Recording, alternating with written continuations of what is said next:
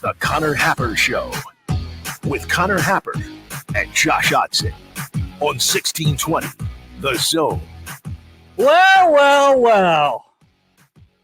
Welcome to a Friday edition of the Connor Happer Show. You're on 1620 The Zone and on 1620thezone.com. I am Connor Happer. Across from me is Josh Odson. He's got an interesting look on his face right now. Yep. We apologize. How could I not have accounted for magic? Silly me. You must account for it. KenPom knows about the magic. The little KenPom thingy has magic. They know about the magic. So welcome into the show. Just a little sprinkle of magic last night at Pinnacle Bank Arena for Nebraska basketball, who clinches up another signature victory and moves in position to be dancing. 16-6 on the year, 6-5 in the league. Couple good road tests ahead, but needed one at home last night and got it. Some said that there was no path. You heard it in our open. If you did hear it, if you were listening along with us or watching along with us on YouTube, you didn't hear it. I would advise you to just check it out on the radio replays when it goes up here in just a little bit. Josh Odson yesterday on the show claims I see no path. And I said, Josh, that seems a little bit strong, don't you think? I see a path to magic. And there was. And I got to say that path was really dwindling in that first half. Now, to be clear, yesterday, and I want to be very transparent, it's the year of transparency in 2024, Josh. I did say that I thought Nebraska, if there was a path last night, it'd be 40 minutes of magic. Turned out to be just 25. That's all they needed. 25 minutes of pure, unadulterated magic at Pinnacle Bank Arena last night as Nebraska beats Wisconsin, the number 6 team in the country. Currently the proud owners of 2 top 10 victories at home. Like I said, puts themselves in a position to be dancing here in just a few weeks. Certainly in a better position, that's all. There's still a lot of road left to go. Jeff says in the text line, hi, Jeff. Josh looks so unhappy, and I'm all for it.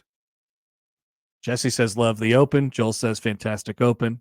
So, Josh, you get some kudos for doing a great open, but I could just see you're the whole time you're in one of those production studios, you're making the open. It's like, why do I have to do this? I have to come in early on a Friday and make this stupid open for this stupid team that just won't lose. That's the thing about Nebraska basketball, Josh. You don't know when it's coming. Well, I think I do know when it's coming. It just has to be at home. Sunday when they play on the road, or in the NCAA tournament when it's not at PBA. Okay. Or in the Big Ten tournament when that's not at PBA. Now we haven't investigated this yet because we have. Well, actually, to be fair, Nebraska has played one neutral site game this year, and they wrecked Oregon State. A very, very good Oregon State team. They beat Arizona. Oregon State's done some things this year, not very much, but they have done some things. A not at all bottom of the barrel Oregon State team. Not at all, but they played one neutral site game this year, and they had a little bit of magic in that game, Josh. So who's to say that all it takes for the magic to occur is Nebraska having a little bit of a home crowd advantage behind them? And it's not necessarily just the friendly confines of Pinnacle Bank Arena and their home court and the rims and the sight lines and all that stuff. Maybe it's just that crowd gives them that extra push that they need. And Fred Hoiberg's pressing all the right buttons. We will dive into Nebraska basketball's win last night. We'll take a peek at their NCAA tournament chances. I will ask you to please shut up about the court storming. Please. Don't come at me with this. There was one jackwagon on Twitter who was like, act like you've been there before. Give me a break. Nebraska has literally not been there before. All right. So no, storm that court. It's great. We'll talk about Creighton tonight. We also have tickets to tonight's Creighton game. Oh yeah. Remember, Josh? Yeah. Some opportunities for you to get in the building tonight. Great news is you have plenty of time to go back home and gather all your stuff because the game's friggin' tips off at 8:00. Also a little Maverick mojo Do not fight it. last night. Happy Groundhog Day, and we'll jump into some other things. Coming up on the show today, we will not talk to Brian Munson, although there is some interesting recruiting stuff going on. But I wanted to give you all an ample opportunity to do whatever you want to Josh, for the next few minutes. So we're going to clear out some room. We're going to run an ISO play for you guys. We'd be happy if you joined us. Brian Christopherson will join at 11:30. We'll talk the hoops with him, and Stephen M. Sipple at 12:30. That's the lineup powered by the referees at John Higgins. Weather Guard, want to hear from you. 402-951-1620 on the 42 Degrees of Source hotline. You can also text that number, tweet at Happer Show, at Connor Happer on the JTech Construction Zone Twitter feed, and email Connor or Josho at 1620thezone.com on the Equitable Bank Zone inbox. We say good morning to our YouTube watchers this morning. Hi, hello, Car Wash Weekday 5. If you haven't got in yet, it's time. Do it now. And that stream is easily findable on our website, 1620thezone.com. Okay, to the phones right away. You before us today. Drew's on the line. Hey, what's up, Drew? Yeah, morning, guys. My internet in West Omaha can be a little spotty off and on, and I guess it was out when Nebraska played at Kansas State. Can Josh tell me who won? Who won that game? Interesting question. Nebraska and Kansas State. Remember that game, Josh? In Manhattan, Kansas. In Manhattan, Kansas. Yeah, you remember who won? What year was this? I believe it was this season. I could be wrong. Interesting. I think it was during the year 2023 is the game you're referencing. I'm seeing a 62-46 win for the Nebraska Cornhuskers. Okay, cool. All right, and like I said, way West Omaha, we don't have the best internet. Now, it might not have been this season, but I know the Huskers were in Omaha recently. And they played the team that had a bunch of people, and dentists were there and cardigans. What happened when Nebraska played Creighton? Creighton. Last year's team? He's talking about last year, yeah. Yeah, 90% of this year's team is last year's team, but yeah. I remember hearing something about Nebraska winning, yes. Okay. Yeah, you'd like to win a little bit more on the road. Enough silliness. Yeah, they you need more than well one on the road in spots. No, they don't need to actually. They're going to be in the dance as long as they don't lose out. Oh no, I agree with that. I agree with that. But yeah, you just want to kind of just so Josh can move on to something like, well, they haven't won on a Thursday. I'm about to get in. Don't reveal the playbook. And you don't want it on your conscience and my insurance. All right, thanks, guys. Thank you, Drew. Drew, bring the facts to the table. Now, if I'm playing judge here, I'd like to go ahead and overrule the last exhibit into the argument. Yeah, you can't use last year. You can't talk about last year. It doesn't. It's not. It doesn't matter that 90. And by the way, 90% of this year's team is not last. 90% of this team is not last year's team. That's not the truth for Nebraska basketball. They didn't have all. I mean, they have what, 3 new people in their starting lineup? Yeah. So no, that's not the case. But so we'll throw that out the window. That's okay. Josh, your reaction to the fact that Nebraska won on the road on December 17th. And do you remember that? What other road wins do they have this year? Should we go through those?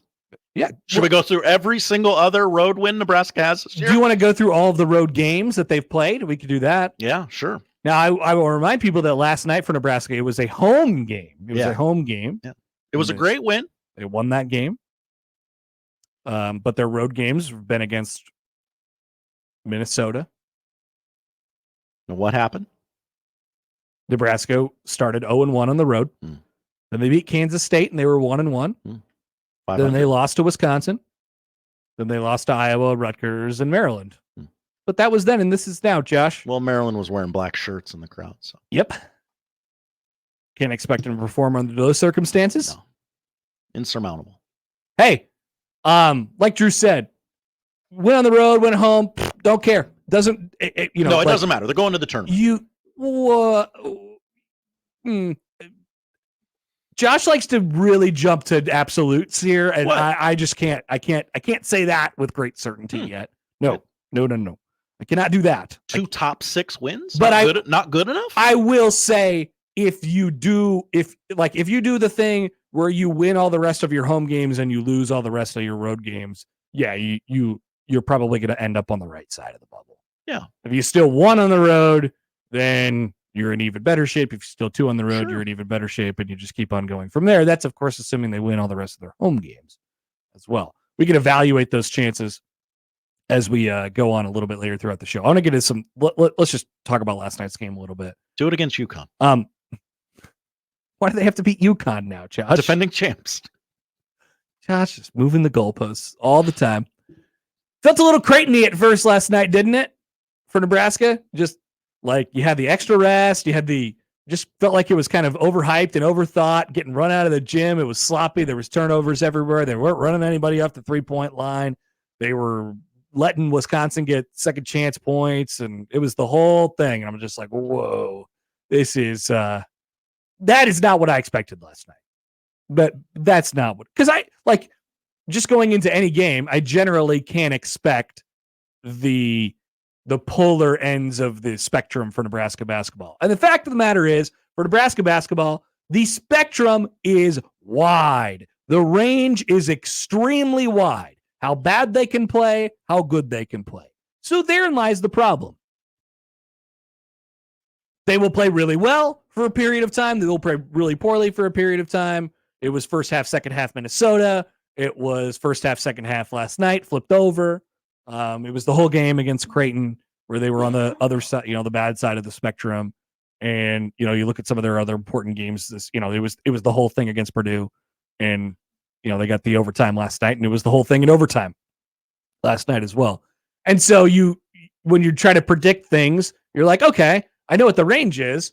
Let's go ahead and say that they're going to end up somewhere in the middle of it. But for Nebraska basketball, we've seen a lot of the good and a lot of the bad. And they've put it together in the good way in a couple of the most important games of the season to this point. And I talked about this yesterday going in, remember with Fred, and he's crumpling up the load management game plan and stuff like that. I thought he hammered that big red button at halftime. I think that was Nebraska jumping out of a plane, and their first shoot broke and their second shoot broke, and Fred Hoiberg had to press that big red button for their third and final shoot. And what it was, how it manifested itself, was them really getting after it at halftime. Fred goes, I laid into him. We got after this team. And he said and Fred doesn't do that. Cojones were questioned, it sounds like. There is no doubt about it. And, they came out and they looked like a completely different team in the second half. So give credit to Fred Hoiberg. He pressed the right button at halftime. And then you have CJ Wilcher, who's on an all-time heater. Mass hit some big ones.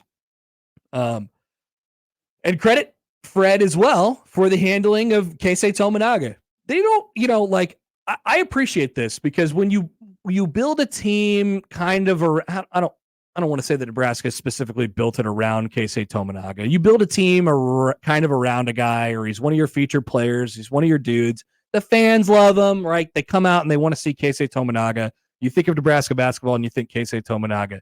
But they've gotten to the point where they've realized we can't play him on defense. And if he's not hitting on shots on offense, we can't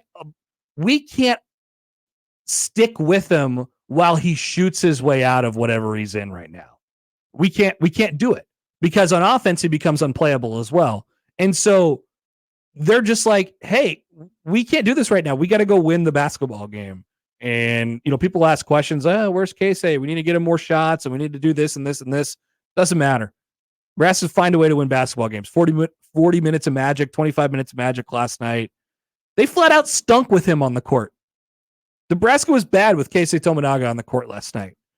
And, that's something that you'll have to work through and evaluate going forward. I have the plus minuses. You know what it says, Josh? What does it say? Keisei Tominaga minus 16. Jamarcus Lawrence minus 17. Juwan Gary plus 21. Bryce Williams plus 20. CJ Wilcher plus 16. Sam Hoiberg plus 14. Rick Mass plus 2. Josiah Alec flat 0. Minus 17 and minus 16 for 2-year starters. And guess who wasn't on the court at the end of the game? Those two. Jamarcus did some okay things. But they were just like, yeah, we're not going to do this tonight. He's 1 of 7. He's 0 for 4 from 3. Can't do it. Can't play you. He had 2 points. So credit Fred Hoiberg for handling that well. And then we can talk about CJ Wilcher too and sort of what he's done. I mean, I tweeted out last night, but KenPom has this this offensive rating metric where, like it's based on minutes that you play, the amount of shots that you get up, and how efficient you are in those shots and turnovers and all that stuff like that. And you look at CJ Wilcher, and so 100 is about average. It's like OPS plus in baseball, right? They say 100 is about average, and any point you go over 100 is above average, and any point you go below 100 is below average. And CJ Wilcher has been up and down throughout his career. He's had some really, really low moments, but in Nebraska's 2 biggest games this year, 2 biggest wins this year, CJ Wilcher had a 187 offensive rating last night and a 200 offensive rating against Purdue. And the only reason he didn't have a higher offensive rating last night is because he played so many minutes. Because he played 27 minutes, and he got made the 5 threes, made 3 free throws, didn't turn the basketball over. I mean, he was awesome last night. And for all of you who are like, hey, Big Ten 6th man of the year, I don't know. I've never seen anybody like yell about that as much as it was yelled about last. He's gonna get his flowers. He's gonna get his flowers. Don't worry. Even if it was just last night. Big Ten Studio Show was very excited about the potential of him winning that award. 6 man that I did not know existed. Go ahead and name me any other Big Ten 6th man of the year ever, and tell me if it matters at all. Like, he's gonna get his flower. Like they don't win either of those 2 games without CJ Wilcher.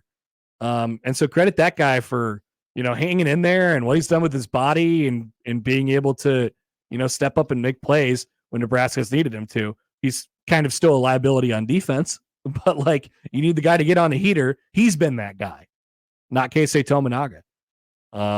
And so, I mean, all of that stuff put together last night ended up in the win for Nebraska basketball. Let me get to a couple stats here. Real quick, can I name you one former Big Ten 6th man of the year? Please do. Draymond Green. Perfect. They should call it the Draymond Green Memorial Award. They should. This one was definitely going around last night from OptaStats. AP top 10 teams had won 1,458 consecutive games when leading by 16 plus points at halftime coming into today. Once again, AP top 10 teams had won 1,458 games in a row when leading by 16 or more at half. Nebraska basketball broke that streak last night. The last such loss by an AP top 10 team when they were up by 16 or more at half was by number 6 Kentucky at Mississippi State on January 5th, 2002. This hasn't happened in 20 plus years, Josh. And then there was the set that they flashed up on BTN last night, which was the win leading by 15 plus at halftime, and Wisconsin was 120-0 since 2000. Yeah. And Nebraska was 1-60 since 2000. And they flipped that thing over last night.